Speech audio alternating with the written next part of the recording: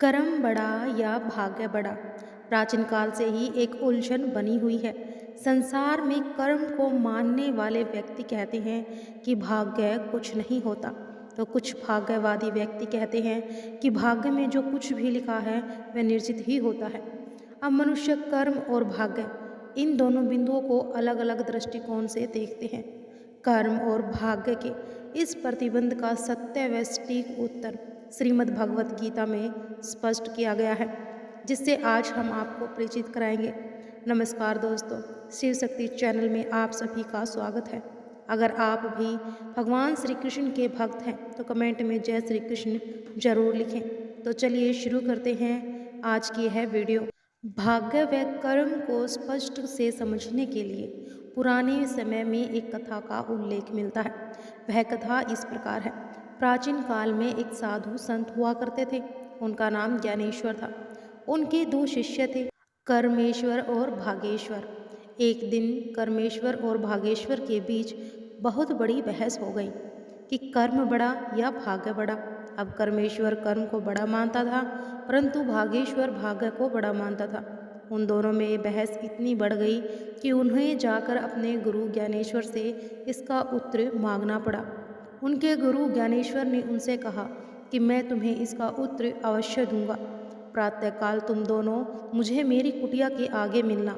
अब ऐसा कहकर ज्ञानेश्वर ध्यान लगाने चले गए। अब अगले ही दिन कर्मेश्वर और बागेश्वर गुरुजी की कुटिया के आगे खड़े हो गए। जब उनके गुरुजी अपनी कुटिया से बाहर आए, तब उन्होंने अपने शिष्य को एक बहुत गहरी अंधेरे वाली कुटिया में बंद कर दिया और उस कुटिया में रोशनी की एक भी किरण नहीं थी। कुछ समय बीतने के पश्चात कर्मेश्वर और भागेश्वर को भूख प्यास लगने लगी।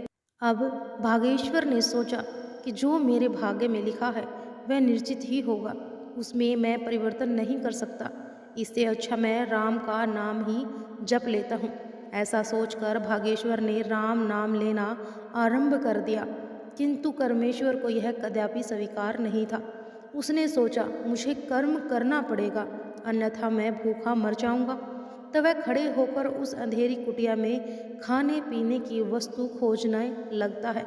कभी उसका सिर किसी वस्तु से टकरा जाता तो कभी उसके पैर में चोट लग जाती, किंतु वह ना तो थका और ना ही उसने हार मानी। बहुत प्रयत्न करने के पश्चात उसे एक मटका मिला। जब उसने मटके के अंदर हाथ डाला, मटके के अंदर चने मिले। अब कर्मेश्वर चनों को पाकर इतना प्रसन्न हुआ कि उसकी प्रसन्नता का कोई ठिकाना नहीं रहा।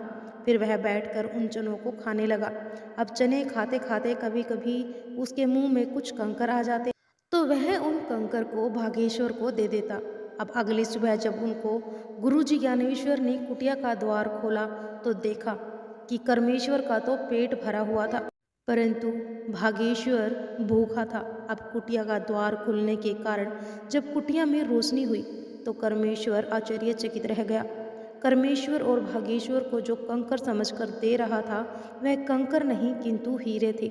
इस कथा का अर्थ व निष्कर्ष हर व्यक्ति के लिए अलग अलग हो सकता है। अब हम आपको बताएंगे कि कर्म बड़ा या भाग्य। वास्तव में सत्य तो यह है कि दोनों एक दूसरे से संबंधित है। दोनों में से कोई भी ना तो छोटा है और ना ही बड़ा है। अगर आप अच्छे कर्म नहीं करोगे तो परिणाम स्वरूप आपका भाग्य भी आपका साथ नहीं देगा। अगर आपका भाग्य अच्छा नहीं होगा तो आप कर्म भी ठीक से नहीं कर पाएंगे। श्रीमद् भगवत गीता के तीसरे अध्याय 8वें श्लोक में भगवान श्री कृष्ण अर्जुन से कहते हैं, नित्य कर्म करो, क्योंकि कर्म ना करने की अपेक्षा कर्म करना श्रेष्ठ है और कर्म के बिना तो शरीर का निर्वाह भी नहीं हो सकता। इस संपूर्ण कथा के अनुसार कर्मेश्वर हो या भागेश्वर, दोनों को ही कर्म करना पड़ा। एक ने खाने की खोज की तो दूसरे ने राम नाम की साधना करने से कोई भी मुंह मोड़ नहीं सकता। और अगर आपने कर्म किया है तो उसका फल आपको अवश्य मिलेगा। अब बहुत से व्यक्ति यह भी कहेंगे कि भागेश्वर को इतना बड़ा फल क्यों मिला। इससे संबंधित भी भगवान ने कहा है कि संपूर्ण धर्म अर्थात संपूर्ण कर्तव्य और कर्मों के आश्चर्य को छोड़कर तू केवल मेरी शरण में आ जा। मैं तुझे सभी पापों से मुक्त कर दूंगा और चिंता मत कर। अब हम इस प्रस्तुति के मूल को जानते हैं। कर्म और भाग्य में से कोई भी छोटा या बड़ा नहीं होता, के लोहे के समान है। जहाँ कर्म रूपी चुंबक होता है, भाग्य वहीं खिंचा चला आता है।